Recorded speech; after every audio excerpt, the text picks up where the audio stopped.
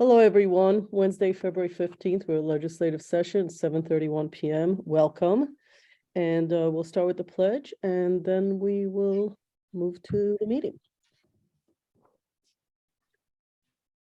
Pledge allegiance to the flag of the United States of America and to the republic for which it stands, one nation, under God, indivisible, with liberty and justice for all. Okay. Maddie, is this a new picture of our village in your background?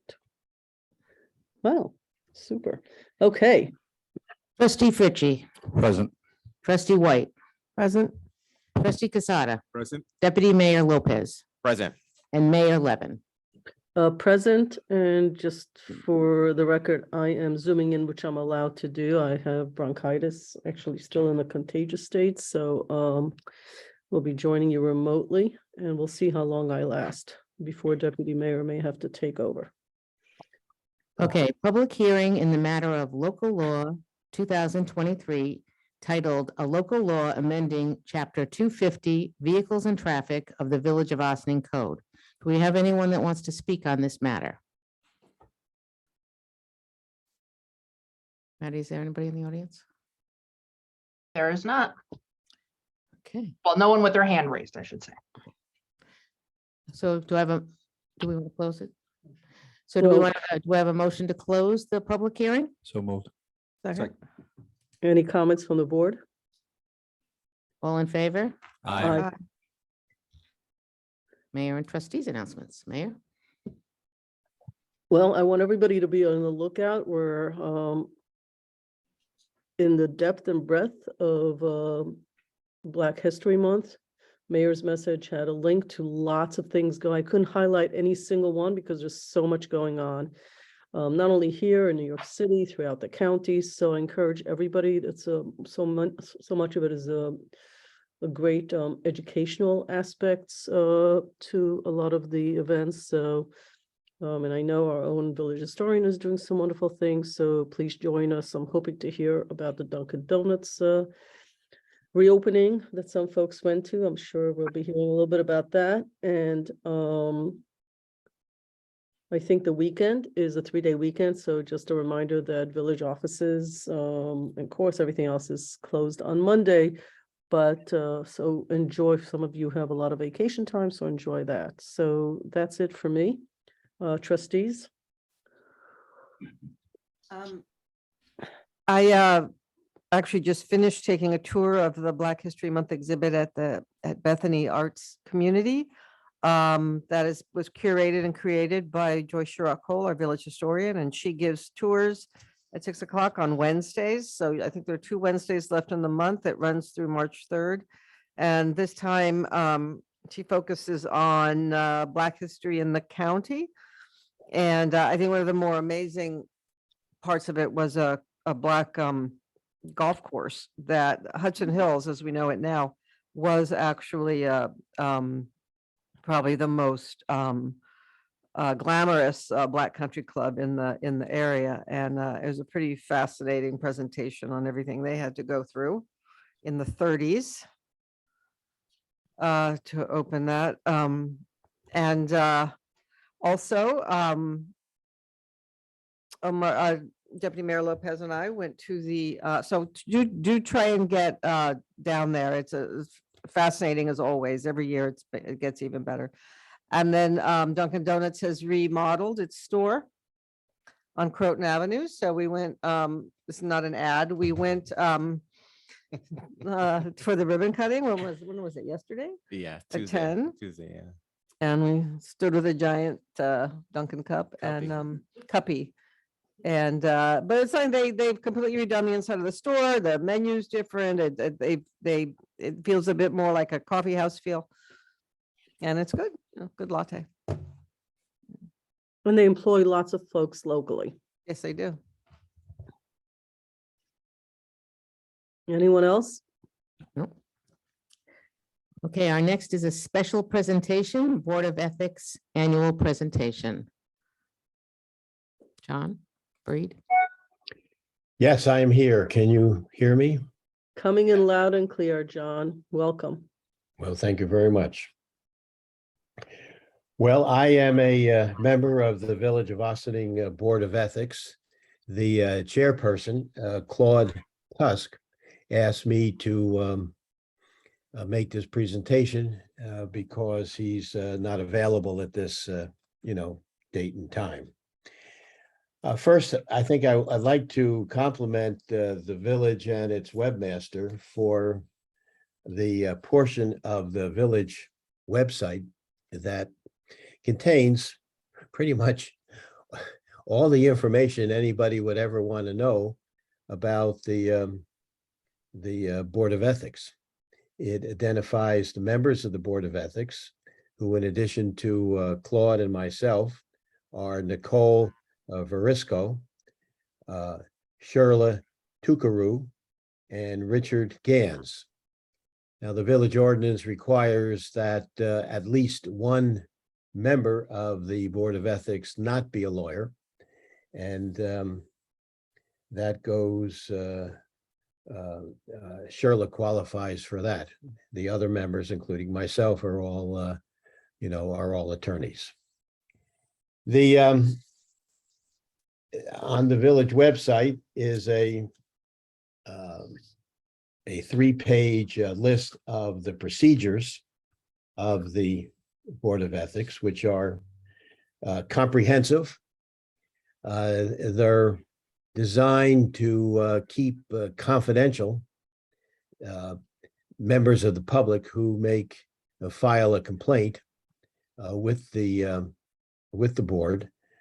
According to those procedures, those complaints are submitted to the village manager's office, who logs in the complaint and then gives a receipt to the complainant. But only a member of the board can open the envelope containing the complaint, for 2 purposes. Number one, to maintain confidentiality should the board undertake to do an investigation, and 2, to protect the subject of the complaint should there be no basis, at least should the board determine that there's no basis to proceed with an investigation, or if the board proceeds with an investigation, if the board comes to a conclusion that there was no violation of the Code of Ethics, then that information should be kept confidential. Now, one of the questions that we've had, and I've discussed this with the Corporation Council, is that since I've been on the board for about a year and a half now, thankfully, we haven't had a lot of work, which is, I think, it's good for the village that we're not employed, although we're not paid. We're not doing any investigations. So, but as a consequence, we don't meet in person, or at least we haven't met in person since I've been on the board. We've had 2 matters that were brought to the board during my term. The first matter, we did a considerable amount of investigation, only to have to close the matter because our non-lawyer at the time decided to resign from the board. And as a consequence, the board went out of existence because the statute requires, or the village ordinance requires, that at least one member of the board be, being a non-attorney. And so I spoke with the Corporation Council the other day about, and this was triggered by the fact that I was asked by the village to apply for a villageofossining.org email, okay, which, I'm prepared to do. But when we do have our meetings, when they're virtual, we frequently exchange thoughts and information, investigative information, back and forth to other members of the board. And if we had a village email, presumably those communications would be stored on the village email server. And presumably those conversations that I think are meant by statute to be confidential, not be on the village email server. So I raised this with Stuart, and he told me that he was going to look into it and get back to us. That's the reason why I haven't applied yet for a village email. We don't have any pending matters before us now. We don't expect any impending matters in the near future. So I don't quite need a village email, but if asked to do it, of course, I'll do that. But the village procedure laid out on the website is very comprehensive. And it basically says that we have two types of jurisdictions. First of all, we make a determination as to whether or not any municipal officer or employee of the village violated the code of ethics that are contained in chapter 17 of the village code. And the second jurisdiction that we have is to provide an advisory opinion to municipal officers should they have a question as to whether or not possible future conduct may or may not implicate the code of ethics. During the course of our investigation, during the period of time that I've served on the board, we have prepared one opinion, advisory opinion, which Claude communicated to the Corporation Council. So that's all, that's the basic procedure by which we operate. It's all laid out in 3 pages on the village website. And anybody who needs or wants to know more information about that, they should go there. The code of ethics itself is required by General Law Section 806, state code, state law, which provides that the governing body of each county, city, town, village, school district, and fire district shall, and the governing body of any other municipality may, by local law, ordinance, or resolution, adopt a code of ethics setting forth for the guidance of its officers and employees the standard of conduct reasonably expected of them. And pursuant to that state statute, the village of Ossining, as I indicated in chapter 17 of the village code, has defined very specifically and clearly what the ethical code is for the village of Ossining. I don't see any reason for me to summarize that code there for anyone to read, but we are, the Board of Ethics is available to the Board of Trustees, available to other municipal officers or employees should they either have a complaint and a possible ethical violation. Of course, any member of the public can submit that also. And we're also available to issue advisory opinions should a member of the municipal government seek that. So I could keep you busy for about an hour going through all the ethics code, but I won't do that. If anyone has any questions, I'd be happy to answer them. Thank you, John. Appreciate your time. I'm sure the trustees, somebody talking? Somebody? I'm sure the trustees might have a question. My only, I don't know if it's more question, more clarity. I heard you saying, I heard about this, that you couldn't finish something because the non-lawyer wasn't available anymore. I was very involved in re-engineering the Board of Ethics. And there was a reason we always do lawyers and non-lawyers, but might it make sense to change the text to say, to change a couple of words around, so if there is a moment in time where when there is no non-lawyer, that you guys can still conduct your business on the Board of Ethics. Because I don't think there's a law that says that. We created that. The Board of Trustees actually created that. I would probably agree with you. I don't see it in the state statute, Right, but it's in the village code. right.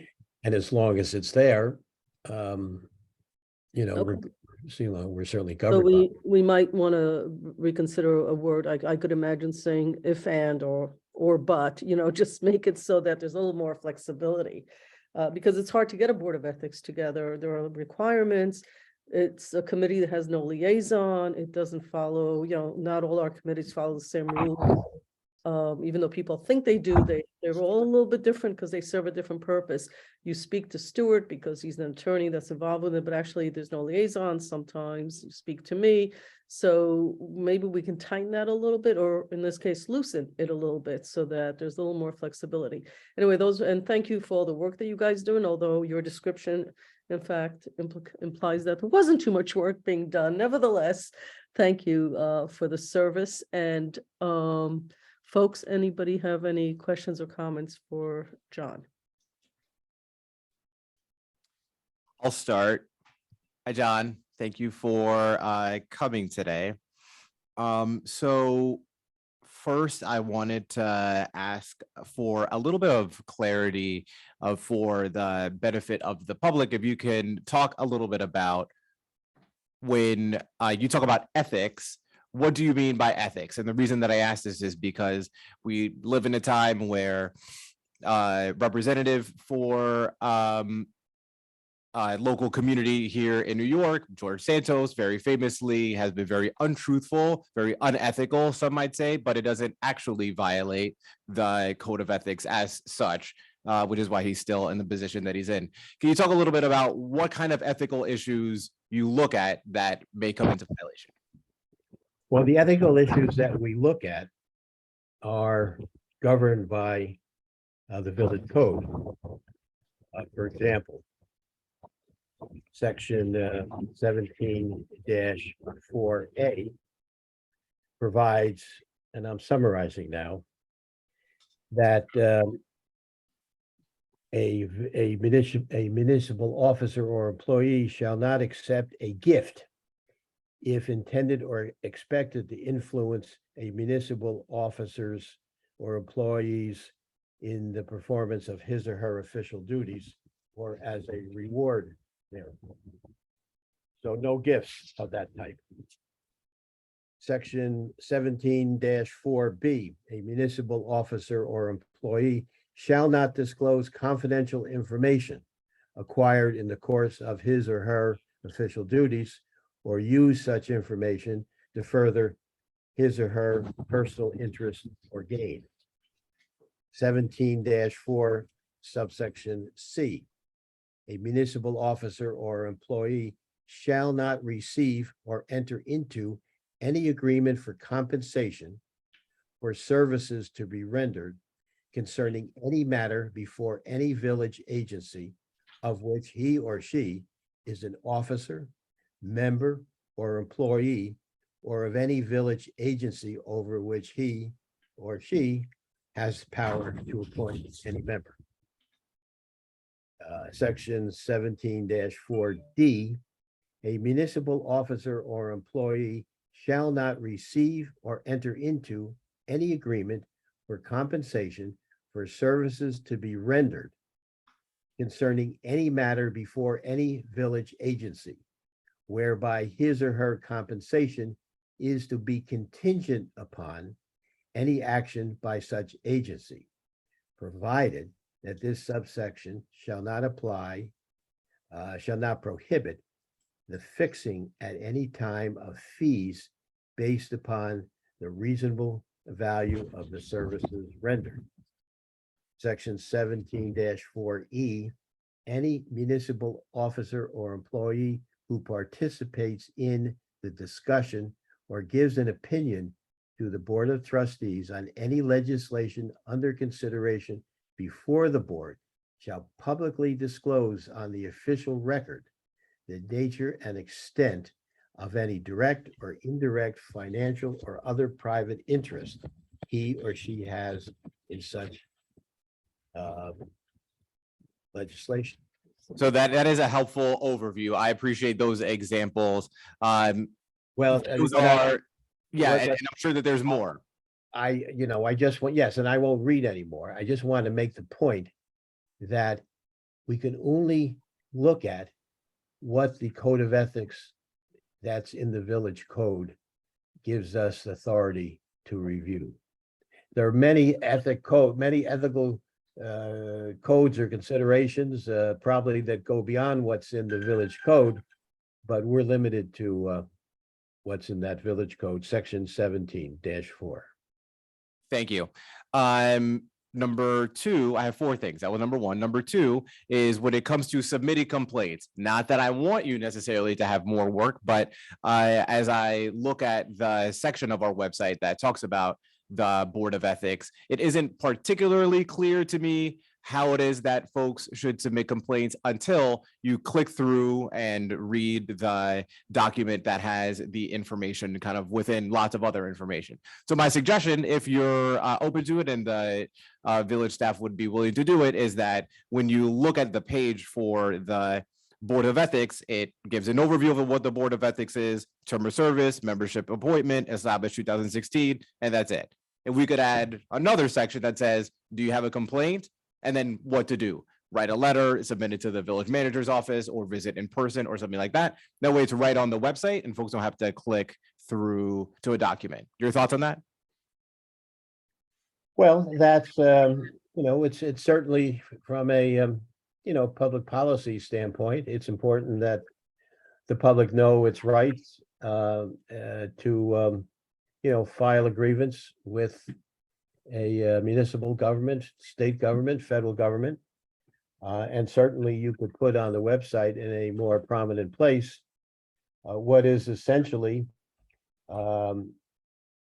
section 2, subparagraph A of the rules of procedure of the Board of Ethics, which states that any person who has information regarding possible violations of the Code of Ethics shall communicate in writing to the board. Such communication must include the person's name and contact information.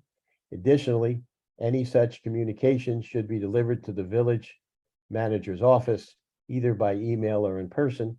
And then it goes on to instruct the village manager how that complaint is logged in, how it's the village manager is required to provide a receipt to the person who made the complaint. And then the village manager is required to file the sealed complaint to a member of the board. Presumably that would be the chairperson. Got it. So Thank you. if the board wants to put that in some other prominent place, we have no objection to that. Very But helpful. That's not our decision, though. Okay, just wanted to get your advisory opinion on that, so I appreciate that. Number three is a question about the email issue that you asked about. So the request of having a village email for members of the Board of Ethics, which would certainly make it easier when it comes to potential Freedom of Information Act requests, recognizing some of the challenges given your work. This may be a question for village staff, I'm not sure. They have emails. They have emails. But in terms of like the use of those emails, we have finance department, personnel department, lots of department that handle very sensitive information that there's specific segmentation so that appropriate people have access to it, recognizing your misgivings or potential issues with it. I just want to name that the emails exist and that there are ways of addressing confidentiality so that people on the board or municipal officers or whomever else wouldn't have access to it. Your reflections on that? Deputy Mayor, I'd Yeah. rather not go into this. We're dealing with the email issue. It's really not an issue for the board itself to answer. This is a staff issue Mm. as to how we deal with it. What I've been in communication with Mr. Fried on this. We will continue to look at it. They now have assigned email addresses, and we will work with that. But it's really not a question for the board member as to how we're going to run our security system for them. It has more to do with our cybersecurity, which we'll talk about in my report, but cybersecurity necessitates for boards that have certain functions that they have dedicated emails. So it's really, it's actually probably a better way to preserve confidentiality than using a personal email. Got it. Thank you, Corporation Counsel and Village Manager. The last question that I have for you is in the rules of procedure. It talks about having a section 4 selection of chairman. Is there a way that that can be changed to chairperson? Well, if you make a motion, I guess, to the Board of Trustees, and if it's passed, I assume they can do that. Is that a matter of village code, or is that, I don't know where this comes It's the from? way it's the way it was written. We Is can us? change that. It's been a procedure for years. If the board, if that can be changed, that's Okay, great. That's enough. So We'll that's change not it- for we'll you, that's change it for when we us. change the other text. Good catch. Great. You know, I just want to be inclusive here. Thank you. Appreciate it, John. It's all for me. Okay, thank you for your Anyone question. else? I just want to say thank you to John and to everybody in the Board of Ethics for all their work, or maybe not that much work that you guys have, which is sometimes a good thing. But I do want to piggyback on something that Omar said in regards to accessibility on our website. It's not, that question is not for you, John, but mainly for our staff. I think it's a great idea to have that link in there, because for us, I'm looking at some of the other forms right now, and there's links that don't work. There's links that actually, there's links that are not linking to anything. So I think it'd be helpful for staff to kind of go back into some of the forms. Just in particular, I was just looking at the events policy, and there's some links that are here that they're not taking you anywhere. So I think my suggestion will be, yes, I agree 100%. There should be a little bit more clarity in that, and how do you go and make a submission or a clarification in that. But that's not for John, I guess. And I also agree with the mayor. I think we should look into that. So maybe we have to figure out when, because I know it's time that we need to allocate to go back and to make some small revisions to our bylaws, I guess, in regards to this, and how to, we don't want to minimize the work that you guys do, John, because of one member is not present or is not part of the board itself. So I agree 100% with what the mayor's suggestion was. So maybe we should look into that as well. So, but besides that, I don't have anything else. I just want to thank John. It's very informative. Yes, and I'd like to thank you and your fellow board members for keeping us honest. Thank you. You do that yourself. Okay. We're going to move on to, thank you, John. We're going to move on to administrative reports. Village Manager Karen Totori.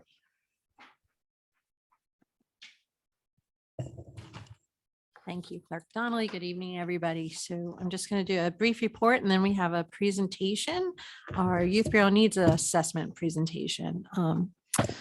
But today I attended Sustainable Westchester's annual meeting and via Zoom, and I carried the mayor's proxy. We voted on the appointment of new board members for Sustainable Westchester, and the meeting provided a really robust overview of the organization's programs and progress on sustainability initiatives. And we were informed that Ossining received the highest payment for grid rewards of any municipality, and that was $2,663. So that was the rewards we got for compliance with our municipal buildings. So go team, we're the best. And then we also met with the folks from EcoG, village staff, met with the EcoG energy team today to discuss the solar panels that are going up at the Op Center. And while supply chain issues are impacting delivery of materials, we expect the project will start within the next 2 months. And once initiated, the project should move very quickly as long as the weather cooperates. EcoG is looking to issue a press release to announce the project once they start, and then they want to organize a a ribbon cutting celebration upon completion. So we'll be working with them on that, and you'll be sure to get invitations, and we'll publicize that. They're also investing in a flat screen monitor that can be set up at any village site to broadcast solar impact in real time. So, and this is not just during the construction, this is post-construction. As we're saving energy, as we're saving money, we'll be able to have things communicated directly to the public of the real impact of having the solar panels. So that's a really nice surprise. We didn't know about this, and it'll really be a great opportunity to demonstrate that value to the community. Last weekend, from February 5th to February 7th, Mayor and I attended the New York Conference of Mayors, NICOM Winter Legislative Meeting. And this was an opportunity for municipal leaders to gather and discuss important legislative initiatives and the implications of the proposed state budget for local villages. I'm a member of the Community Revitalization and Development Committee, and our discussions focused on strategies for smart growth and development, working in partnership with developers to meet the needs of the community. And we also heard from Director of the Central Avenue Business Improvement District in Albany, who spoke about the value that a bid can bring to a community revitalization by providing local business owners with the means to raise funds and invest in programs such as streetscaping, small business assistant, arts and marketing programs, and other initiatives designed to support economic development. We heard from State Controller Tom DiNapoli, who voiced his support for increase in AIM funding. AIM funding is the Aid and Incentives for Municipality program, and it provides state aid to all New York cities other than New York City, towns and villages. And while AIM funding has been is in the budget at the same level it has been in, it was nice to hear the controller pressing for increased funding. That's unrestricted funding that villages and municipalities can use. So it's valuable. So we hope that advocacy effort works. Ruth Ann Wisniewskis, Director of New York State Homes and Community Renewal, spoke about the state housing crisis and the governor's proposed housing compact, which would mandate increased housing units. And this is proposed now. It's not necessarily approved. There's going to be a lot of resistance to that because it's impacts home rule in municipalities and potentially overrides local zoning. So we'll see what happens with that. But there is going to, I think, one way or another, going to be incentives for housing development, and that will be coupled, through funding for planning and infrastructure improvements. And there's money in the budget for both those things. The executive budget also includes an additional $500 million for drinking and wastewater infrastructure. So that is good to know. And NICOM is lobbying for a portion of this funding to go directly to all cities and villages with municipal water systems, which would be great. So this would be similar to the way the CHIPS program works for state, for local streets and highways. So we're keeping our fingers crossed for that too. The session included topics such as cybersecurity, regulating and redesigning streets to improve quality of life and public safety, delivery of emergency services and the challenges associated with delivering those services, preparation for the sale of cannabis. And there was also a series of advocacy sessions with state legislators and administrative leaders that dealt with specific topics such as enabling more effective government operations and community development, understanding the impact of New York's climate leadership and Community Protection Act, and something that I was glad to hear, there's funding for potential civil service reform. So it was a very informative few days, and we did go to the governor's mansion and got to meet the governor and thank her for our DRI funding. So well worth it. I would encourage you to try to get to a NICOM trip if you can. There's a lot of valuable information. And for the next portion of my report, I'd like to introduce Otaniel Lopez and Chima Monday. Chima is our Youth Bureau Director, and Otaniel is our consultant from Aperio, New York, who did our needs assessment, and they will be presenting on the findings of that needs assessment. Thank you, Karen. I'm going to go ahead and share my screen. All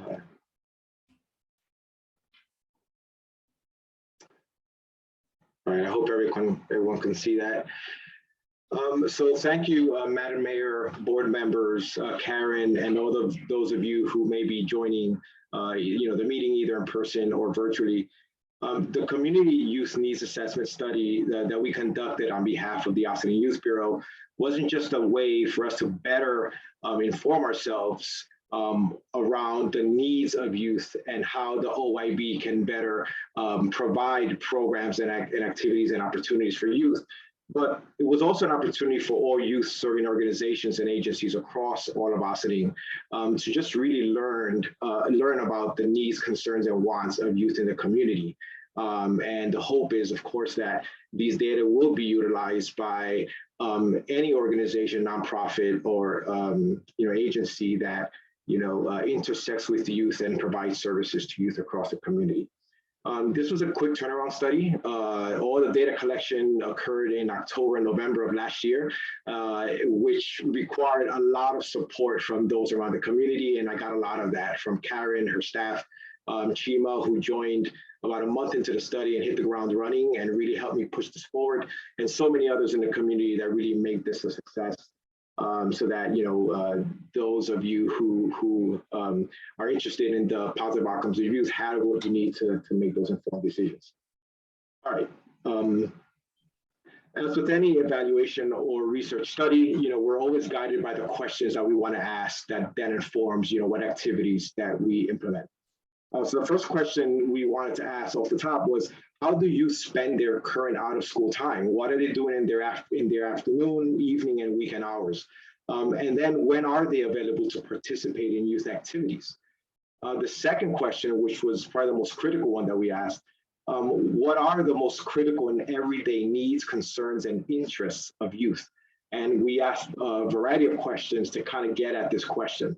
And very importantly, we wanted to know if the outcomes of the findings of this data, when disaggregated by different subgroups, told a different story or provided additional context, that those who would be utilizing this data could just have more information to make the right decisions on behalf of youth.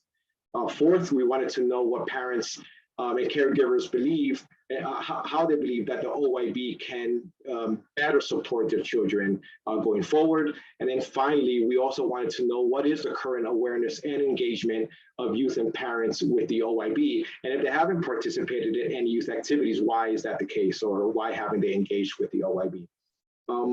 As I mentioned, there were 4 phases of the study.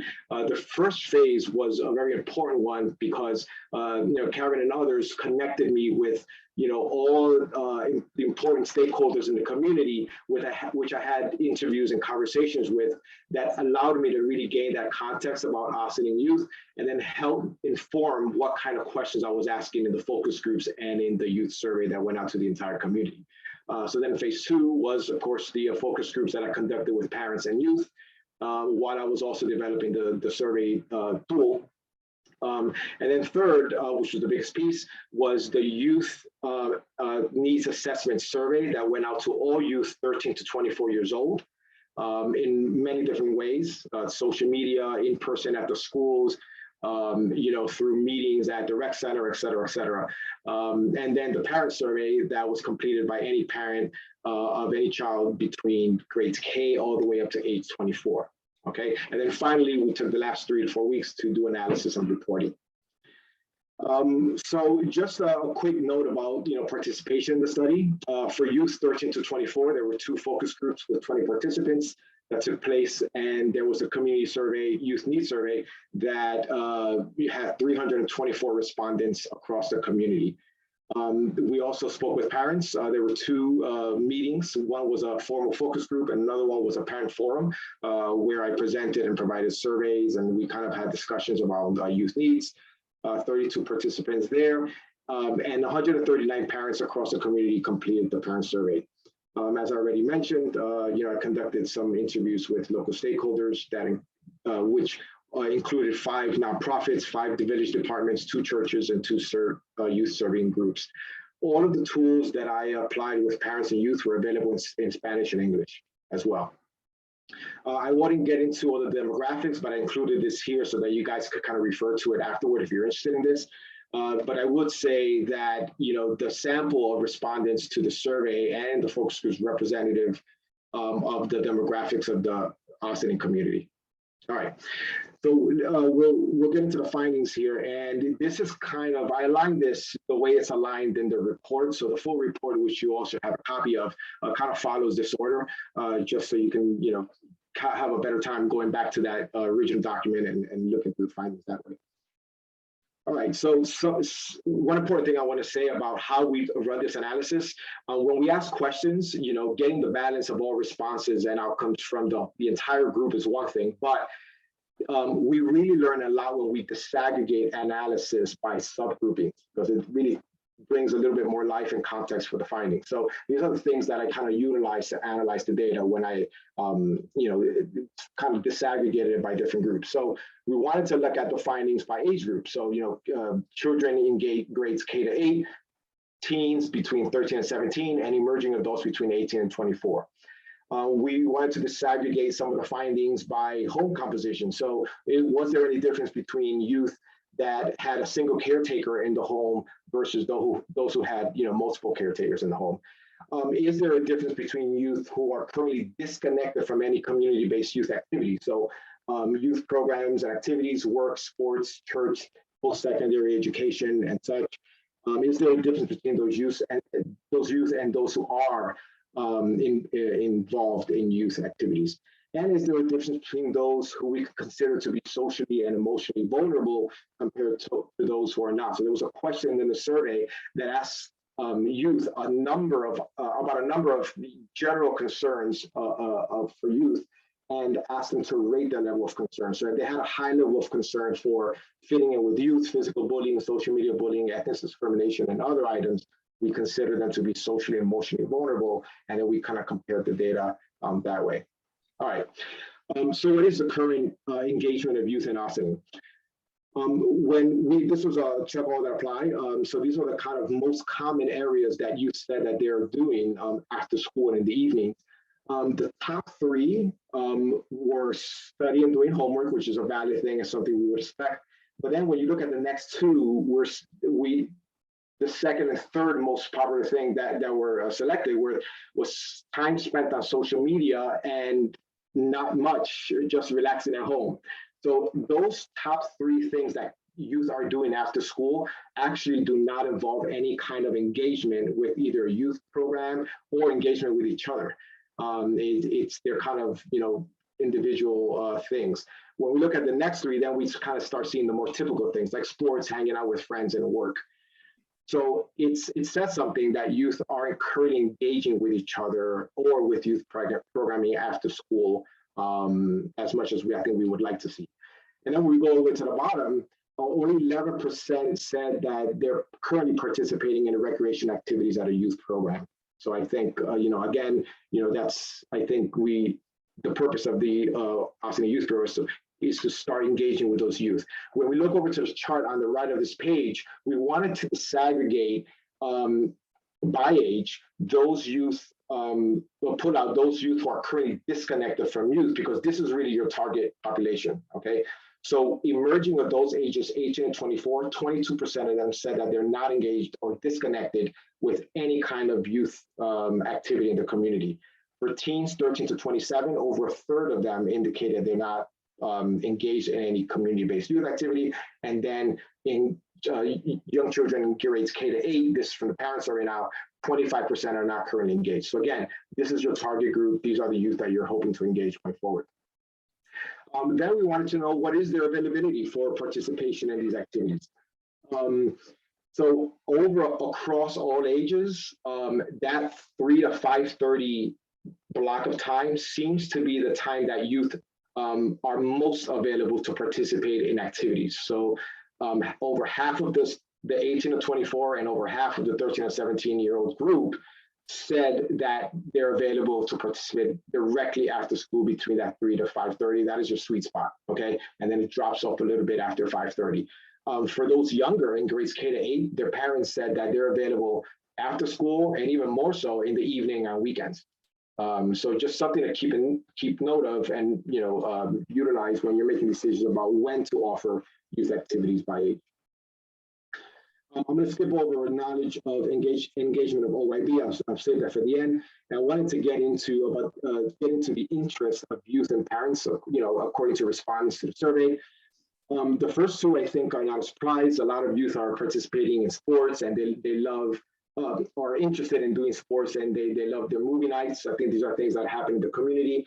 But when we look at the next 3 out of 5 items that they selected, internship opportunities, workforce training, and life skills, these items are actually specific to their thoughts about their future and how they're preparing for their future and being self-sustained, so how to self-sustain themselves beyond perhaps high school.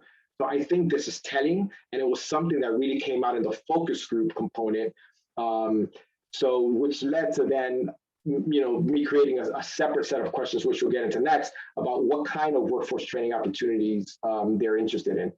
So that came out of the focus group, and then also kind of repeated in the findings of the survey. So again, we asked about workforce training because it was something that continues to come up in the focus groups with both youth and parents. So I, provided a list of about 16 to 18 different types of workforce training that might interest youth. And as we can see, close to a third, 32% were interested in computer and technology. And I'll just kind of go down the list there. Careers around sports and athletics, finance, banking, and investment, and healthcare. Those are the top 4. But I want to highlight 2 things on this list, which is in the middle there. You'll see building and construction skills, right, 23%, and then all the way at the bottom, security guarding. When you look at workforce training for youth, workforce training programs for youth, these are 2 things that are very often found in those types of programs. So I highlight this because as you make decisions, or as the Youth Bureau makes decisions about what kind of workforce training to provide, you have to balance what is currently being offered in these youth programs versus what the youth in the community are telling you. Okay, so just something to keep in mind when you're making those decisions about what kind of offerings you're providing through the OYB. A very important question we asked was about, the areas of concern for youth. So again, there were about 24 different items, and we asked youth and their parents to rate their level of concern in each of these. The top 6 areas, which were being able to get into college that they want, having the job skills necessary to find work, having the life and soft skills needed to manage life after high school, having the money to buy the things they need, knowing what they want to do. All of these things have a very similar theme, which is concern and anxiety about their future. Youth over and over, I kept hearing, are feeling some anxiety and want to be better prepared for their future and life after high school, which kind of ties back into what we just spoke about with workforce training and life skills and all that. And then following this is something that came out in every focus group, almost every stakeholder interview, and now in the survey, which is there was a high level of concern over youth mental and emotional health now and going forward. And I wanted to highlight this because 28% of youth are saying that it was a big concern for them.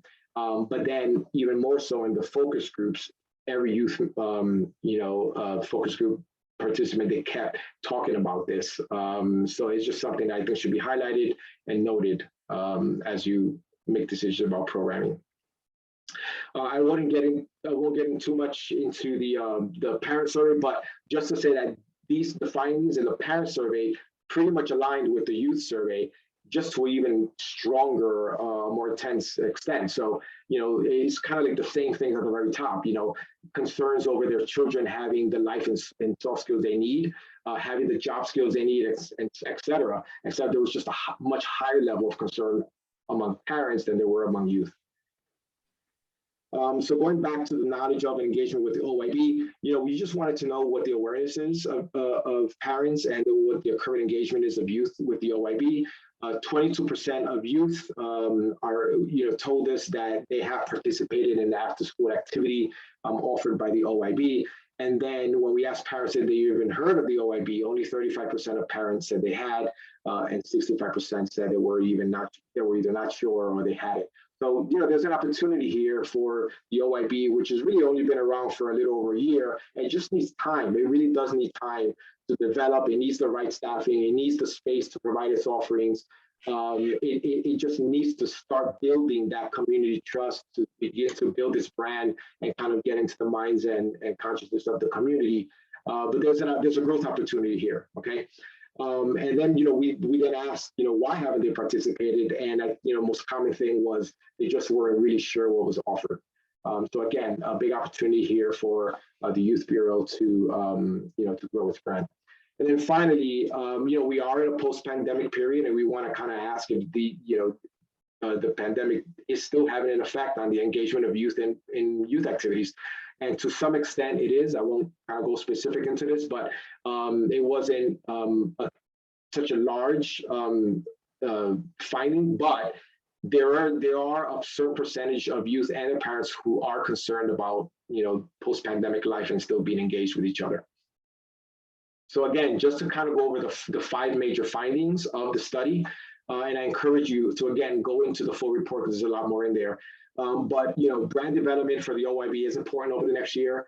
The OIB just needs a space for programming directly after school, which is when youth are most available. It's just a critical time of day for them, as we're hearing from youth. When exploring needs, the youth are really eager for additional fun activities, but they're also very clearly in need of support when planning and preparing for their future.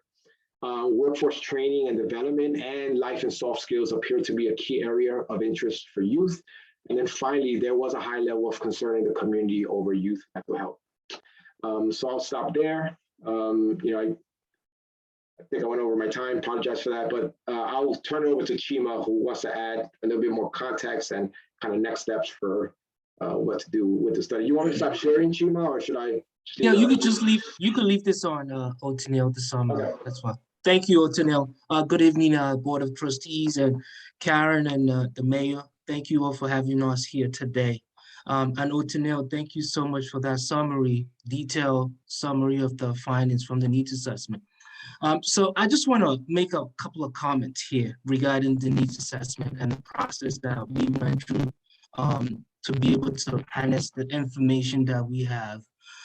So it's clear, right, that based on the summary that we need to, what we need to do is now vivid, right? We have the information to act on what direction to go.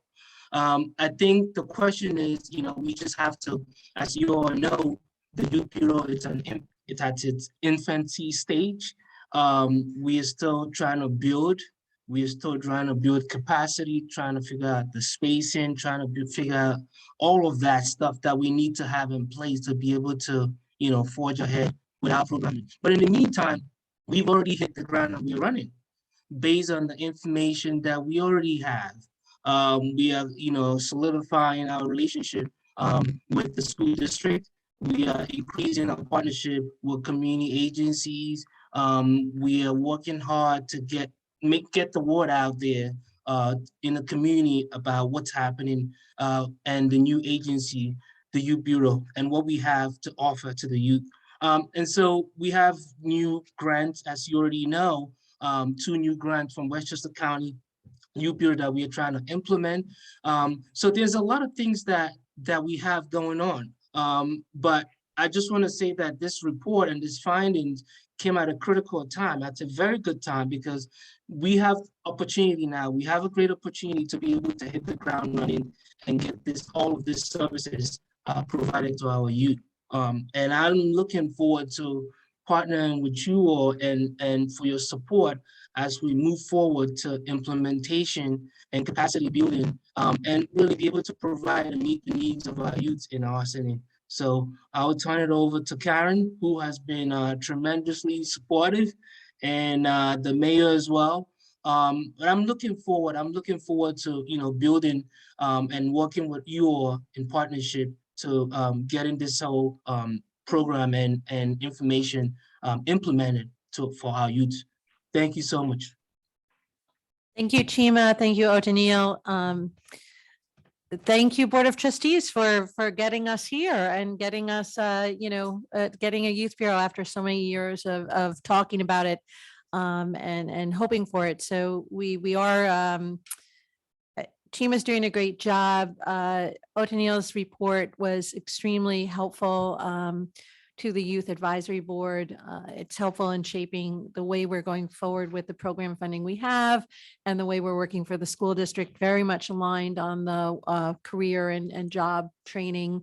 So we're lockstep with the school district on that. And we are also planning the first board retreat on March 4th. I believe we're settled on the date. So we'll be having a morning retreat that Saturday, and we'll be meeting with Frank Williams, who runs the White Plains Youth Bureau and is sort of the youth bureau guru of Westchester County. So Thank you. We ready to move on? No. Was there any more What- questions? We have Yeah, questions. comments and Okay. questions from the board. You all can start. Thank you, Chima. At some point in time, I'm gonna connect you with our advisors to our junior corps with the fire department. I think you guys could make a real good connection there. And maybe good things could come out of that. But thank you for the update and good luck moving forward. Thank you so much. We are looking to partner with, a lot of folks on the ground. And so any partnership, any help in that regard will be appreciated. Thank you. Thank you. Great presentation as always. I just have maybe two questions. O'Neil, I'm sure you have done this a million times in other communities or something similar along those lines, but I saw the numbers. When I see participants, 324, 139, it's a lot of people, but at the same time, we have a community that is close to 30,000 people and here in Austin. And so seeing those numbers is less than 1%, more or less, of what the feedback that you had. So I guess my question is that something typical that you have seen in other places? The feedback or the response that you got? Yeah, so there's two things that we look for. I think the first thing is that the sample represents the demographics of the community. I think there was a representation that was aligned with the makeup of your community. And when with the numbers that we had, 139 parent respondents and 324 youth respondents, again, we're looking at a much smaller proportion of that you're referring to. So 30,000 is the community, but we're talking about parents specifically who have youth between grades K and age 24, and then also youth between 13 and 24, because we didn't want to do the survey with anyone younger than 13. So percentage-wise, a little bit larger than I think. I think the 1% that you're saying, but it's large enough to make inferences on what the general population would say. So, there was, when I was at the high school, I had the survey in different areas.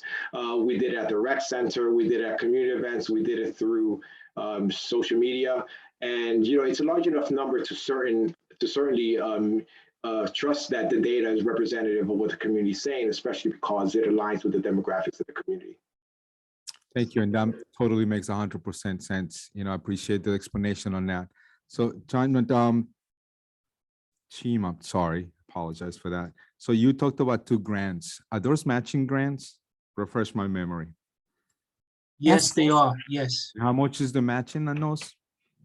It's about $20-something thousand for both grants. We received about 50,000, close to it, from the county youth bureau, and then we have to match it by $20-something thousand. Or both of them included? Or Yes, for each of them, $20-something thousand. Okay. yeah, I presented this last week, the actual numbers, so I can get you those. I don't know if they're That'd be fresh great. on everybody's mind. Yeah, again, it's just, as we all know, we've been getting a lot of money from different areas, but there are parts that actually are matching. Yes. So that's part that sometimes the community, we want to make sure that it's clear to the community that this is a great thing that we're doing. And the money is actually going to be invested back into the community, which is a great thing, especially youth. I love the whole presentation and how some of the stuff is, some of the questions is like, what do we do after high school? You know, what is the direction that you guys want to take? You know, some people may feel that college is not for them.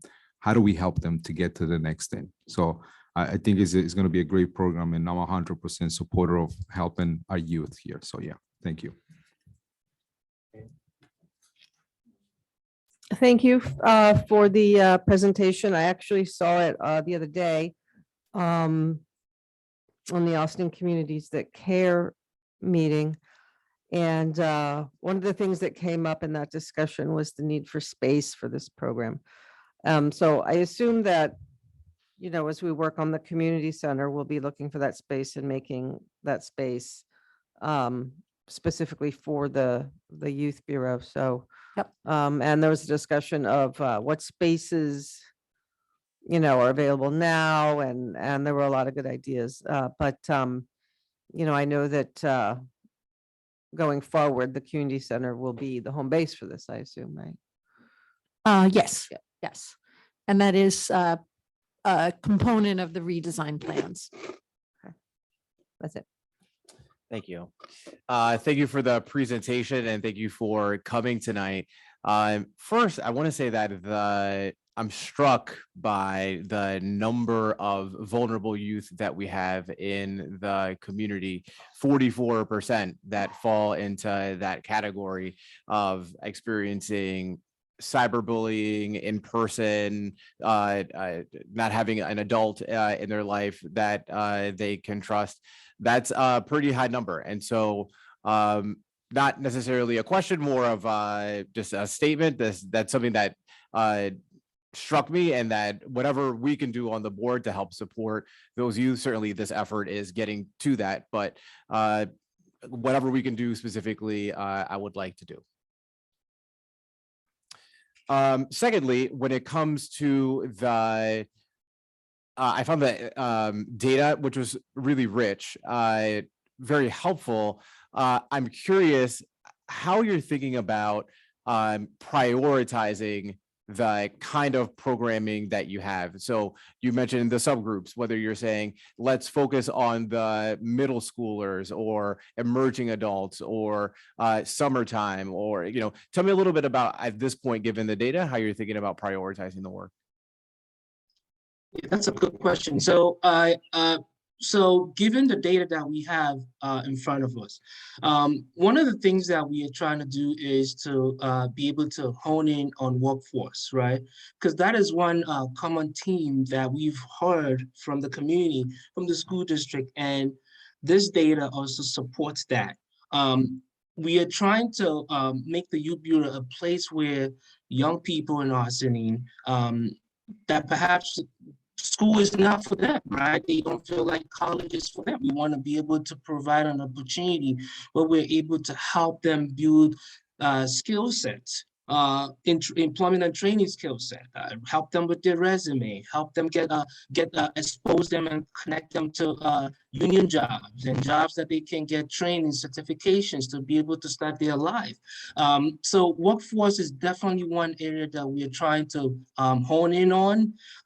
Summer employment opportunities, partnering with the school district to be able to, you know, work in hand with them so that when they have high school schools that need community hours, we'll be able to disperse and place these youth in different places where they can get these exposures and get their community hours.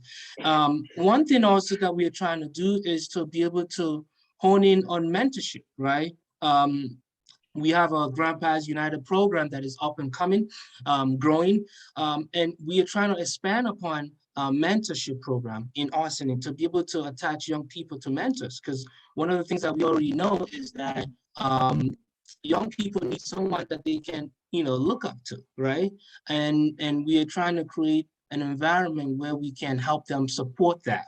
But in all of this, there's so many things that we can do, right? Given the report that we have. But in addition to that, we are trying to also build a capacity. We have to have a capacity to be able to deliver. There's a lot of things that we can do.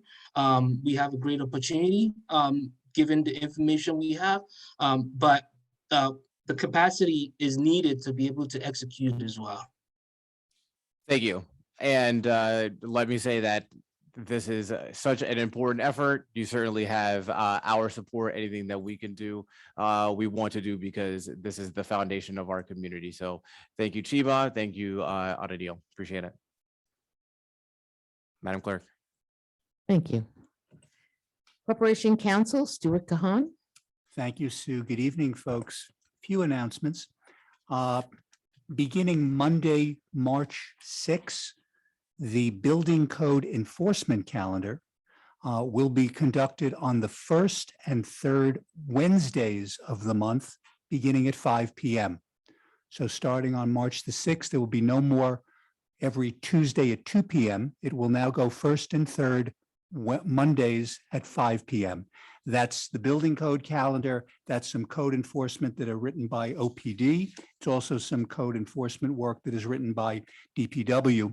All those matters will now be heard twice a month, 5 p.m. That's just before the parking calendar for folks. That's done. The court asked if they could change the calendar around because their criminal calendar has become more varied and longer. So this way, we'll be changing that. Folks will be getting announcements from the court, but for those people who do get appearance tickets that ordinarily would be on Tuesdays, Tuesdays at 2 p.m., they'll now see that it's going to be every other Monday at 5 p.m., just so folks know that in terms of that. We will have a code enforcement officer there at each court appearance, plus a deputy corporation counsel, and on those rare appearances, the corporation counsel. With regard to the agenda, frankly, in my view, one of the most important things that's on there tonight is with regard to the Civilian Police Complaint Review Board. After a lengthy period of time, some of you will remember back in March of 2020, it's when former Governor Cuomo issued his executive order to create the police reform, the police co-op. I'm saying, the Police Reform and Reinvention Collaborative. It'd be nice if I could read my notes.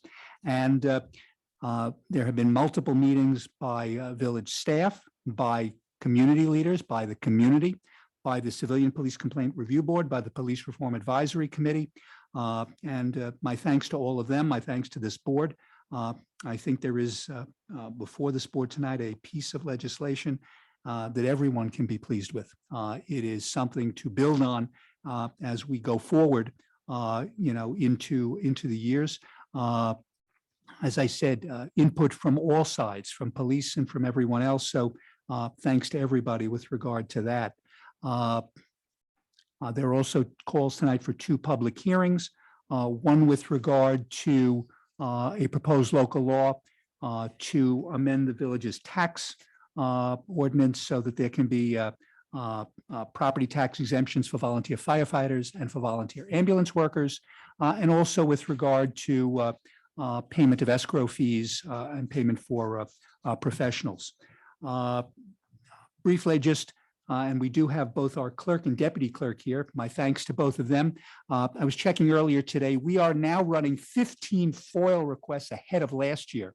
And last year we had 732 requests. So if we continue, we will probably break 800. It all starts with the two folks who are sitting to my right, because that's where they come in. They then get sent around to police, personnel, and to all the different departments. I get a copy of each one as well. But simply put, the work that is done by Janeth and Sue with regard to this is, to be honest, monumental, given the number of FOILs that come in.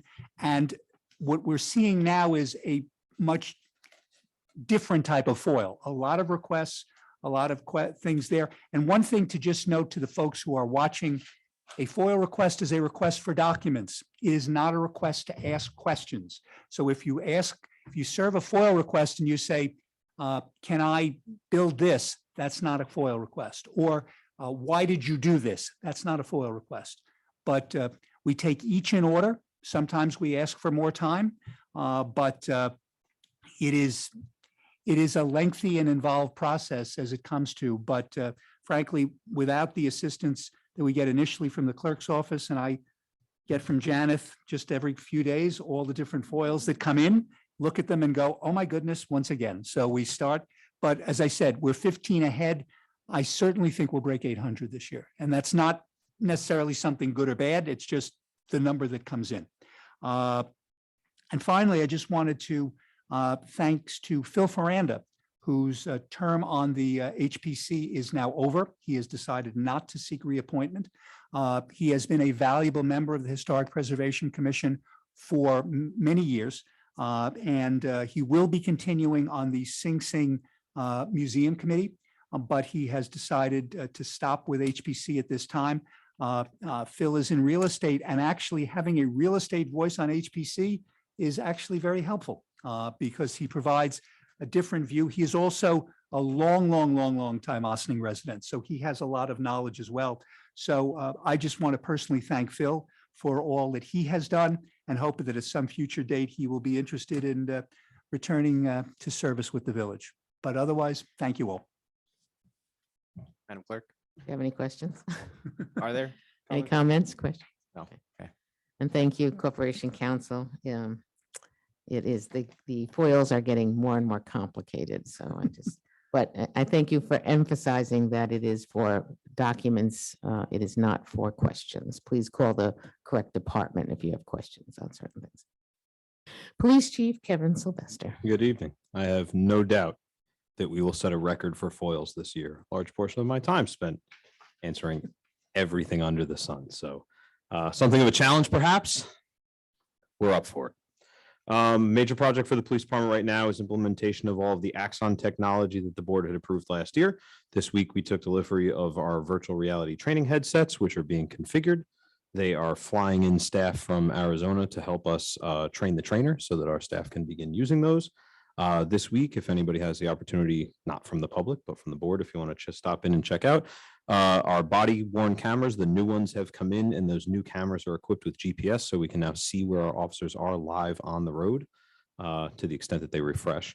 But we can see where our officers are on the road. So when we're dispatching for more efficiency, the desk officer can actually look up and see who's closest to a particular incident and know where people are at all times. Also, with those body cams and the other stuff that that we've obtained comes accountability software, which again is going to be something that the staff will be trained up on over the next couple of weeks as Axon flies their people in, which will ensure that supervisors are reviewing a certain segment of the body worn video each day to make sure that they're not only functioning, but staff are properly using them. This week, Detective Chavez, Officer Valencia, and Officer Ryan Tompkins spent a few days at AMD doing some outreach at lunch there, including a couple days of chess with Chavez in the middle of lunchtime, which was well received by the scholars at AMD. Officer McGovern is spending the entire week this week on records management system configuration. That's something we've been talking about for a while. It's a major undertaking for 17 departments that are going to be sharing a records management system paid for by Westchester County. And last week we had our monthly Feeding Westchester Evolution, which fed more than 200 families. So currently looking at logistics to possibly expand that program and have it more than once a month. It is run fully volunteer by our department. So that is the big holdup on how much capacity we have for that, but certainly a tremendous illustration of the need in our community. So something we're proud to share with. That's all for tonight. Thanks. Thank you, Chief. Questions on the board? No. Appreciate it, Chief. Any Madam Clerk. no comments? Thank you. Organizational announcements. Announcements shall be event related only. Is there anyone here to do organizational announcements? No? Seeing no one. Public comments on agenda items. Visitors shall be accorded a 1 4-minute opportunity to address the board on resolutions on the agenda. Do we have anyone that would like to address the board? No? Okay. Moving along to village board resolutions. Approval of- Visitor oh. resignation next year, visitor resignation. Recognition. Sorry. Oh, I'm sorry. I apologize. Thank you. I do have a habit to skipping 1 or 2 lines, but thank you for bringing that to mention. Visitor recognition. Visitors shall be accorded a 1 3-minute opportunity to address the board. Is there anyone that wishes to do that? Anyone on Zoom? No, that's Maddie. That's it. Maddie's our Jamie tonight. Okay, may I move on now, sir? Village board resolutions. Approval of minutes from February 1st, 2023. Resolved that the Board of Trustees of the Village of Austin hereby approves the minutes of February 1st, 2023 at the regular meeting as presented. Do I have a motion? So moved. Second. Comments on the board? Madam Clerk? All in favor? Aye. Approval of the voucher detail report. Resolved that the Board of Trustees of the Village of Austin hereby approves the voucher detail report dated 2/15/23 for in the amount of $811,936.70. Do I have a motion? So moved. Second. Comments on the board? Madam Clerk? All in favor? Aye. Aye. DPW authorization to advertise for bids. Contract DPW 2301, installation of new roofing on the central garage of the Operations Center. Resolved that subject to review of Corporation Council, the village clerk is authorized to advertise for bids for contract DPW 2301, installation of new roofing over the central garage of the Operations Center. Such bids shall be returned to the village clerk. Do I have a motion? So moved. Second? Comments on the board? I cannot second? Oh, thank you. Yeah. Thank you, former deputy mayor. Appreciate it. I heard do we no have- one. do we have a First, second? do we have a second? Do we have a Thank you very second? much, Thank you. trustee. All in favor? Aye. Aye. Aye. There was no comment, sure. Okay. Yeah. That works. Mile allowance. Resolved that whenever it shall be appropriate to compensate village officials and village employees, right, yep. Village employees for mileage, such officials and or employees shall be reimbursed at the rate of 65.5 cents per mile to be paid upon claim voucher after audit and approval in accordance to IRS standards. Do I have a motion? So move. Second. Comments on the board? Madam Clerk? Good thing I don't have to write the names down. tonight. All in favor? Aye. Aye. Can do this all the time. Resolution approving 2023 cabaret license for La Tusa Bar Restaurant, 26 Highland Avenue, Unit 2A, Austin, New York. Whereas pursuant with chapters 100 and 171 of the Code of the Village of Austin, Code, the authorized representative of the business of La Tusa Bar Restaurant, 26 Highland Avenue, Unit 2A, Austin, New York, presented an application to the village clerk, the licensing officer, for the 2023 cabaret license. And be it further resolved that pursuant with the code, the Board of Trustees hereby approves the cabaret license for La Tusa Bar as follows: Sunday through Thursday, 12 p.m. to 12 a.m. midnight, Friday and Saturday, 12 p.m. to 1 a.m. Permitted entertainment is disc jockey or recorded music. Do I have a motion? So moved. Second. Comments on the board? Madam Clerk? All those in favor? Aye. Aye. Resolution approving 2023 cabaret license for Sing Sing Kill Brewery LLC, 75 Spring Street, Austin, New York. Whereas pursuant with chapters 100 and 171 of the Code of the Village of Austin, Code, the authorized representative of the business Sing Sing Kill Brewery LLC, 75 Spring Street, Austin, New York, presented an application to the village clerk as licensing officer for a cabaret license. Now therefore be it resolved that pursuant with to the code, the Board of Trustees hereby approves cabaret license for 2023 for Sing Sing Kill Brewery LLC as follows: Sunday through Thursday, 12 p.m. to 12 a.m. midnight, Friday and Saturday, 12 p.m. to 1 a.m. Type of entertainment: live music, stand-up comedy, karaoke, etc. Do I have a motion? So move. Second. Comments on the board? Just one comment, I guess. This is, I like this, and I should have made that the same comment goes for the previous resolution where actually the two businesses have provided dates, the specific dates that they actually are requesting to go up to 2 a.m. more or less, with the approval of the village manager. That's actually. Yeah, that's part of- There are subsequent, Correct. we've added Yeah, all that language in there. Yeah, no, that, Okay. and that's the part that I Yes. said I like that because it seems like, it's gonna be, they have put a calendar together and they know exactly the days that they may be asking for additional Right. time in that. So thank you. Did we get a motion? Do I have a motion? Did we do that? We motion, yeah. You got me. Those are the Yeah, you got me. comments. Madam So Clerk. only because it's cabaret licenses are our lives. All in favor? Aye. Aye. I want to point out too that we have changed the structure of the cabaret license. So when you go in, you will see the hours that they're allowed to operate right on the front of the cabaret license now. Very nice. Resolved denying the December 7th, 2022 application of Diaz Restaurants, Inc., DBA Atlantic Bar, 84 Croton Avenue, Austin, New York, for a 2023 cabaret license.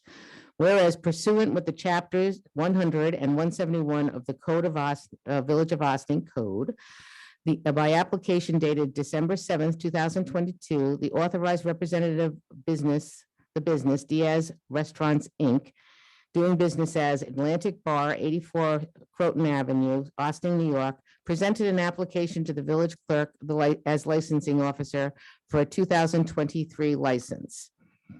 And therefore be it resolved, therefore be it resolved, December 7th, 2022 application for Diaz Restaurant Incorporated, DBA Atlantic Bar, 84 Croton Avenue, Austin, New York, for a cabaret license for 2023 is denied, and be it further resolved that pursuant with the Village Code, Section 171-13, the village clerk shall refund all fees paid in advance for the cabaret license, and be it further, and for the application, You're okay.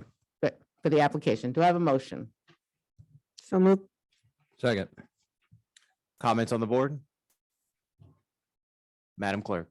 All those in favor? Aye. Resolution denying the December 14th, 2022 application for El Menabita Sports Restaurant Incorporated, DBA as El Menabita Restaurant and Bar, 107 Main Street, Austin, New York, for a cabaret license. Whereas pursuant with chapters 100 and 171 of the Code of the Village of Austin Code, by application dated December 14th, 2022, an authorized representative of the business El Menabito Sports Restaurant and Bar, 107 Main Street, Austin, New York, presented an application to the village clerk as licensing officer for a 2023 cabaret license. And therefore be it resolved, and now therefore be it resolved that the December 14th, 2022 application by El Menabito Sports Restaurant, Inc., DBA El Menabito Restaurant and Bar, 107 Main Street, Austin, New York, for a cabaret license for 2023 is denied, and further be it further resolved that pursuant with the village code, the village clerk shall refund all fees paid in advance for the cabaret license application. Do I have a motion? So move. Second. Comments on the board? Madam Clerk. All those in favor? Aye. Call for a public hearing, proposed law 2023 entitled A Local Law Amending Chapter 91 Building Construction for the Building of Austin Code by identifying a new Article 4 reimbursement for professional services and amending Section 91-22 payment of the cost of professional services. Resolved that the Board of Trustees of the Village of Austin hereby calls for a public hearing to be held at 7:30 p.m. on March 1st, 2023 at the Municipal Building, 16 Croton Avenue, first floor boardroom, Austin, New York, to consider a proposed local law 2023 entitled The Local Law Amending Chapter 91 Building Construction of the Village of Austin Code by identifying a new Article 4 reimbursement of professional services and amending sections 91-22 payment of cost of professional service. And be it further resolved that members of the public are invited to attend the public hearing in person at the above referenced location. And be it further resolved that members of the public may want to attend or participate in the public hearing remotely. Access will be available via Zoom platform. And would be further resolved that comments regarding the proposed law will be accepted by the Board of Trustees at bot@villageofaustin.org. Do I have a motion? So move. Second. Comments on the board? Madam Clerk. All those in favor? Aye. Aye. Call for a public hearing, proposed local law 2023 entitled A Local Law Amending Chapter 241 of the Village of Austin Code.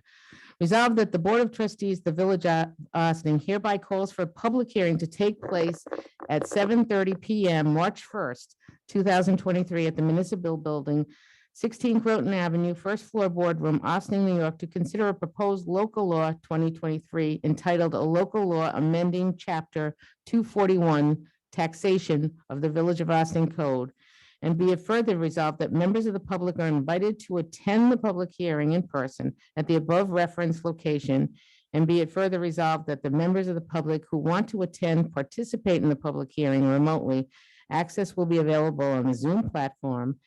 And be it further resolved that comments, of course, would be regarding the proposed law will be accepted by the Board of Trustees at bot@villageofaustin.org. Do I have a motion? So move. Second. Comments on the board? Madam Clerk? All those in favor? Aye. I abstain. Amendment for the, It's the agreement with Arcadis caustic and orthophosphate systems. well, thank you very much. Well done. And keep that mic open. Resolved that following the review of Corporation Counsel, the village manager is authorized to sign an agreement for professional services with Arcadius of New York Incorporated, 855 Route 146, Suite 210, Clinton Park, New York, 12065, to provide professional engineering services related to evaluation, design, regulator approval, and construction phase assistant in support of installation of Orthophosphate and sodium hydroxide caustic systems in the existing Indian Brook water treatment plant. And be it further resolved that the scope of work, schedule, and fee are detailed in the January 2023 proposal. Thank you, sir. Do I have a motion? So moved. Second. Comments on the board?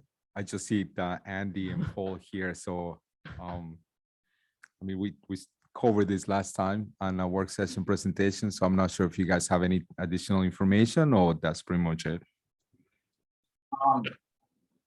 Good evening, board. That's pretty much it. As soon as we get this contract signed and approved tonight, we can move forward. They're ready to start designing, and we're ready to get that as soon as possible to the health department so we can procure the equipment and install everything in-house. Great. Thank you, Andy. Yep. Madam Clerk? All those in favor? Aye. Opposed? And thank you again, sir. He didn't even highlight that section for me. Settlement of workman compensation claim. Resolved that upon review of the Corporation Counsel, the village manager is authorized to sign a stipulation settling a workman compensation claim the village employee relating to the accident that occurred on August 28th, 2021. Do I have a motion? So second. Comments on the board? Folks, maybe I can just give a little background. This was a workers' compensation case involving a village employee. The settlement is that when you're out for a particular period of time, what you get assigned is what's called a scheduled loss of use. There is a difference between what the employee's doctor says and our doctor says in terms of number of weeks. So essentially, we're splitting the difference, which will, with everything worked out, essentially work out in the village's favor to the tune of about $6,800. So that way it gets settled. If it were not settled, the matter would go back to the Workers' Compensation Board. They could find fully in favor of the employee, which would therefore mean that there would be more of a payout. So that's what the settlement is. It's been recommended by our Workers' Compensation third-party administrator, Triad. Thank you, sir. Sure. Any more comments from the board? Madam Clerk? All those in favor? Aye. Special Litigation Counsel. Resolved that upon review of the Corporation Counsel, the village manager is authorized to sign a retainer agreement with Blakely, Platt, and Schmidt LLP of 1 North Lexington Avenue, White Plains, New York, 10601, to serve as special litigation counsel for the village of Austin in the matter of matter of claim of AF Croton Avenue Corp. Versus the Village of Austin. Do I have a motion? So moved. Second. Comments from the board? Madam Clerk. All those in favor? Aye. Opposed? Adoption of local law number 1, 2023. We actually get a number now. A local law amending Chapter 8, Civilian Police Complaint Review Board and the Village of Austin Code. Whereas the Board of Trustees in the Village of Austin, the Village Board, has been considering the adoption of a proposed local law 2023 entitled a local law amending Chapter 8 Civilian Police Complaint Review Board of the Village of Austin's Code. And whereas a public hearing was conducted on February 1st, 2023 at 7:30 PM at the Municipal Building, 16 Croton Avenue, Austin, New York, and via Zoom platform, and affording members of the public the opportunity to be heard. And whereas the public hearing was closed on February 1st, 2023, and whereas there was no impediments, God, thank you, to improving local law 1, 2023. Now therefore be it resolved that the Board of Trustees hereby adopts local law 2023 and directs the said local law to be filed and distributed in accordance with applicable law. And it be further resolved that local law 1, 2023 become effective immediately upon signing, filing with the Secretary of State pursuant with municipal home rule law. This is a roll call vote. Oh, do I have a motion first, though? I need a motion. So moved. Second. Comments from the board before we vote? Absolutely. I'm sorry. I just want to hear from you. Sure, yeah, this has been a long time coming. I want to start with thank yous first to Stuart, because this has been a very involved process, and Stuart has really helped to shepherd it along, and it's not a small thing. So thank you, Corporation Council, for all of your help. For of course, the Civilian Police Complaint Review Board and their work for the village and in informing this local law. A big thank you to the Police Reform Advisory Committee as well, because they gave some really helpful pieces of advice, and the community more broadly through the Police Reform and Reinvention Collaborative, which is where a lot of this started. None of this would be possible without the groups mentioned. And of course, this is all hand in hand with our police department. So Chief Kevin Sylvester, thank you to you on behalf of the police department. We're always getting better, and this is an example of it. So thank you all. Anyone else? I just want to say thank you for everything that everybody has done for this. Obviously, Deputy Mayor Lopez for gearing that in behalf of the board. And this is our first law for the first year, for the beginning of the year. So I'm excited for that, so thank you. Anybody else? Oh, congratulations to everyone, all their hard work, especially you. Okay, Madam Clerk. thank you. Roll call vote. Trustee White. Aye. Trustee Casada. Aye. Trustee Fritchie. Aye. Deputy Mayor Lopez. Aye. Other one absent. DPW authorization to advertise for bids.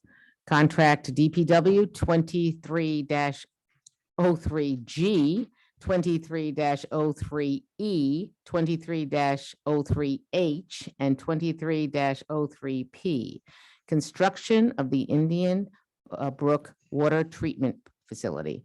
Resolved that subject to review of Corporation Council, the village clerk is authorized to advertise for bids for contracts DPW 2303G, 2303E, 2303H, and 2303P. Construction of the Indian Brook Water Treatment Plant Facility. Such bids will be returnable to the village clerk. Do I have a motion? So moved. Second. Comments from the board? Deputy Mayor, we have our village engineer who would, if you'd like to just hear a few words with regard to this important resolution. We would love to. Not gonna hang out. Good evening. Thank you, Stuart. We have Andy here as well, and I'm sure he's going to chime in. Maybe not the right word, but I think we've went over this almost ad nauseum over the last 2 years.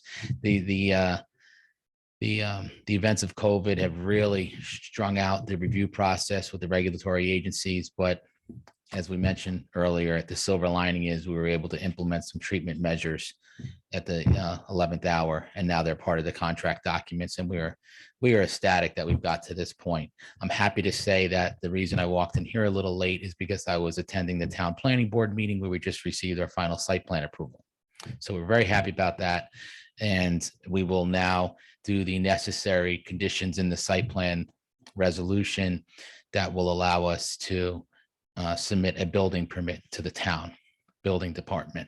And we're going to work in conjunction with them along the way for all the inspections and certifications that we need to do, not just for our regulatory agencies being the county and the state, but the town as well, and the town planning board and the town's EAC. So it's a very large project. I was discussing it with the manager earlier that by any account that I can research, it'll be easily, and not just from a monetary perspective, but from a scope perspective, the biggest public works projects that the village has ever undertaken. Wow. And it's going to be with us for many decades to serve potable water to the residents of Austin. And we're really proud of where we got so far. And we're looking forward to the next 3 or 4 years of craziness to bring this to fruition. So thank you for that. And I turn it over to Andy to see if you want to add anything, not including like in the weed details about MIB or anything like that. Just feel good stuff. Yeah, no, so this is so important to get the board's approval on this project, at least to get it to bid. We started this project in 2016. It's important we bid this project. We see how the numbers come in, see if they match the engineer's estimate, and then we decide at that point. I spoke to Hazen and Sawyer today. They expect to have the bid specs ready by the end of March, but I don't want to set the bid dates with the clerk and Stuart until I actually have the bid specs in hand. But they need to get it right. They need to make sure everything's thorough. And like Paul said, it's Wick's Law with 4 separate contractors. We want to make sure everything's perfect. So this resolution is to get authorization to just bid, not the award, to bid. I'm glad you pointed that out, Andy. I should have went into that in a little more detail. The resolution includes 4 separate contracts, as you heard. That's because there's actually going to be 4 separate contracts, all of which will easily exceed $1 million in value, which is a state mandate. When you do that on a specific contract discipline, you need to bid a separate contract. So this will be 4 separately bid contracts that will include general, electrical, plumbing, and a mechanical HVAC contractor. Those were that was the derivative of the letter she used at the end of our contracts. So now they're logged into her system. We haven't done a Wick's Law project here in some time. So you'll see as we report throughout the next few years, the scope and the associated invoices that will come through on your voucher detail for the capital project are going to be very large. So we're looking forward to getting this started. It's going to, I guaranteeing a return on investment with this project. Comments or questions? Right. As actually, thank you, Paul. Thank you, Andy. Andy just kind of answered my question because I was curious to see the dates and the returns of the bids, obviously. But as you mentioned, Paul, you just got the approvals from the town planning board. So I'm assuming there's some revisions on the drawings that need to be provided. So there's all that's, I just think March maybe a little tight, depending how the engineer responds to any of those things. So yeah, I'm sorry to jump in. There's no drawing revisions, actually. The only revisions they made were some language used in some of the really minor stuff, because we've been in front of them for the last 1.5 years. So we got it to the point where there were very minor revisions on logistics and plantings, and we still have to work out some wetland mitigation details, but it's well underway and nothing that is not going to be able to be handled. So March more or less is the time Yeah. that you guys are most likely going to be collecting the bids. No, we will probably put them out on the street to bid. It will be a very long bid process. It's a I'm gonna ask very you large. how long is usually for you guys to do something like that? What is the time frame? The bids are going to be out on the street probably in excess of a month and a half to 2 months. We're gonna have more than one site plan walkthrough for each of the contractors. And we're gonna have many RFIs, requests for information, that come through the bid process from these contractors. And that takes time to answer because you can't answer independently. You have to answer All of them. to everyone. So everyone, it's going to be a complete level playing field. We're still hoping, based on the economy, that we're going to get a lot of attention because there are no real large public works project of this nature expected to be bid in the time period that we're looking to bid it. There is a large plant being designed right now down county, but we're ahead of them with respect to where we are with the document. So we do look for a lot of attention from a lot of the usual suspects that bid work like this. One minor component, but it will be good as we go forward. It is out of the way, and a lot of people don't really pass by. And I mean, I'll make this analogous to the Kilbrook Riverwalk, right? We did that project basically in the dark, so to speak. No one knew what was going on until we actually had the ribbon cutting because it was all out of eyesight, and no one really cared much what happened in the gorge there, and we presented him with that. So same thing up in Crotonville. Not a lot of traffic. There's no pass-through traffic. It's surrounded by watershed and the beautiful reservoir and the GE property. So the only way we're really going to be able to show people, and people are going to be able to see what we're doing, is documentation. And one of the facets of the general contract is a digital documentation. It's going to include video and photo documentation of the construction project, which we're already coordinating with the managers, public relations, to get a lot of that out on the street as we go along. But it's not just for that. It's also done for documentation of the construction for our certifications in the building department and the other regulatory agencies, and the testing of that construction. And then the subsequent training, when we put in pumping systems, we're going to have documentation of how it was constructed. And so they know how to take it apart in 10 or 15 years when none of us are around and someone needs to reference something. They're going to be able to look into the documentation of how these things were constructed, and for the entire plant and all the systems there. So it's going to be good stuff, not just from a PR perspective, but from a technical perspective. Thank you, Paul, for that. So I'm assuming more or less by the summer, we'll have some numbers back. Yeah, by this summer, we're hoping to be awarded and looking to mobilize, as we go into the fall. All right, thank you. So timeline wise, if we have if Hazen has all the documents ready like they expect by the end of March, then we set bid dates. We have to make sure we could advertise in time. So say if we set bid dates by the 3rd week in April, and then we it's going to take 6 weeks after that for the contractors to get back to us. So yeah, you're looking at summer. You're right, summertime.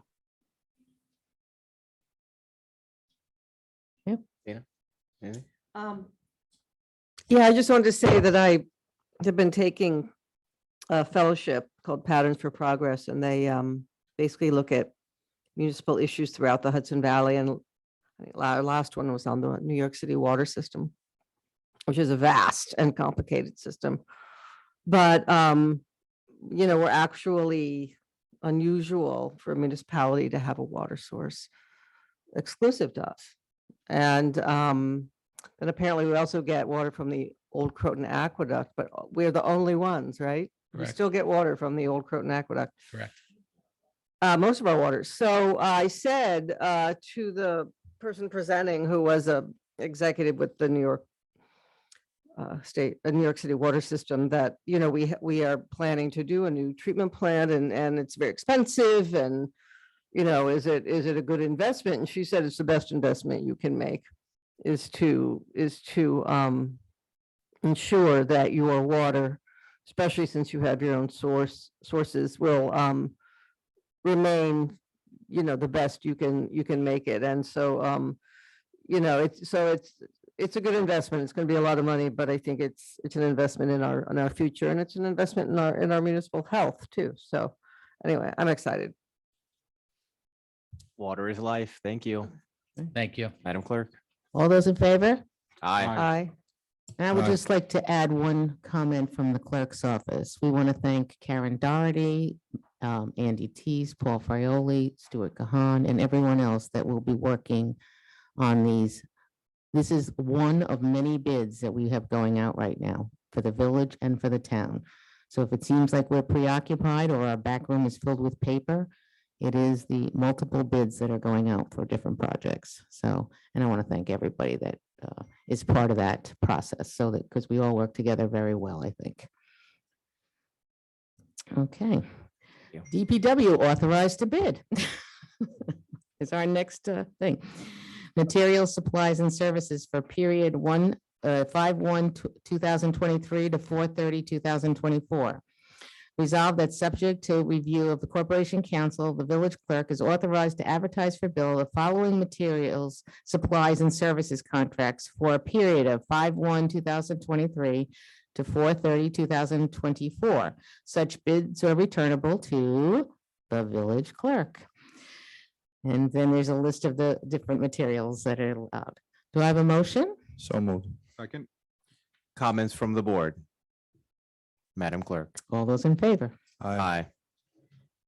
Retain auditor for year ending December 31st, 2022, with options for 2023 and 2024. Resolved that upon review of Corporation Council, the village manager is authorized to sign the February 6, 2023 proposal for PKF O'Connor Davis LLP, 50 Mamaroneck Avenue, Harrison, New York, 10528, to audit the village's statements for the year ending December 31st, 2022, with options to renew for the year ending December 31st, 2023 and December 31st, 2024. Do I have a motion? So move. Second. Comments from the board? Madam Clerk. All those in favor? Aye. Opposed? Resolution authorizing tax shushwary for Lola DePilla, Yale Avenue, 2 properties, Park Avenue, 1 property, 61 Croton Avenue, 63 Croton Avenue, 159 to 161 Croton Avenue, and Croton Avenue. Whereas a tax shushwary proceedings were instituted against the assessor of the town of Austin, the Board of Assessment Review, and the town of Austin, and the town of, the Assessment Review Board of the town of Austin and the town of Austin by Lola DePilla.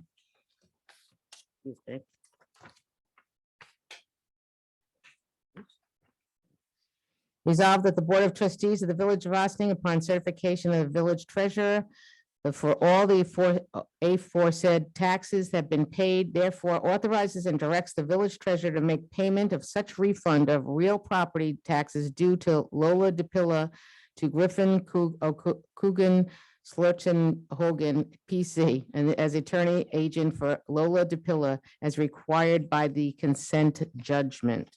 Do I have a motion? So move. Second. Comments from the board? Madam Clerk. All those in favor? Aye. Is there any continuing business of the board? No, seeing no one. Is there any new business of the board? Okay. I need a motion to adjourn. To executive session for matters of personnel and advice of counsel. Okay. Do I have a motion? So moved. Second. Or comments of the board? Comments from the board? Madam Clerk. All those in favor? Aye. Thank you. I call us to adjournment at Yes. 9:20 Funny. with authority.